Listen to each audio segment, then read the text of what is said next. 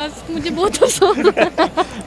बोले दो ही बात क्या बोलूँ अब मैं। बोले कुछ नहीं। शहीन शाह सर क्या बोलेंगे मैच के बारे में?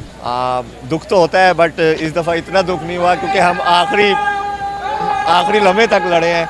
वो शहीन का जो ओवर था जो उसने पहली बार बीट कराई और अनफॉर्चुनेटली वो इंजर्ड हो गया जिसमें उसको स्कोर लग गया। हार्ड लक होती रहती है बट फिर भी हम पाकिस्तान टीम को हमेशा सपोर्ट करते रहेंगे। फाइनल में पहुंचे जिस तरह से वो थे कि हम उम्मीदें छोड़ चुके थे बट फिर भी पैसा वसूल मैच था। मैम आप क्या बोलेंगे? बस मुझे बहुत अफसोस है।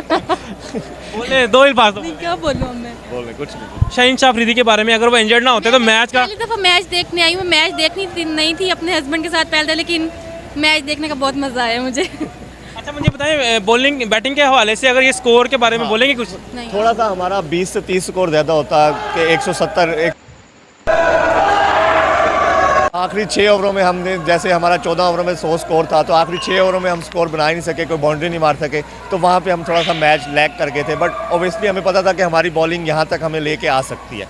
थोड़ा सा अगर बैटिंग में हमारी बॉलिंग अच्छा खेल जाती तो हम ओबियसली मैच जीत जाते। अच्छा सर पंजाब हुकूमत ने जो सेटअप लगाया है इसके बारे में क्या बोलेंगे? काफ़ी ज़्यादा क्राउड जमा हो गया था। पंजाब हुकूमत मैं पिछले 2 साल से देखने आ रहा हूँ। लास्ट टाइम भी हम ऑस्ट्रेलिया से सेमीफाइनल आ रहे थे तो बहुत अच्छा इनिशिएटिव करती है पंजाब हुकूमत के अवाम को ले आती है बट हम वेट में हैं कि किसी दिन जीते इंशाल्लाह। तो यहाँ पे जो जश्न होगा लाहौर का तो वो देखने का हम वेट में हैं। Thank you ma'am. Thank you. हमारी वीडियो में सेंड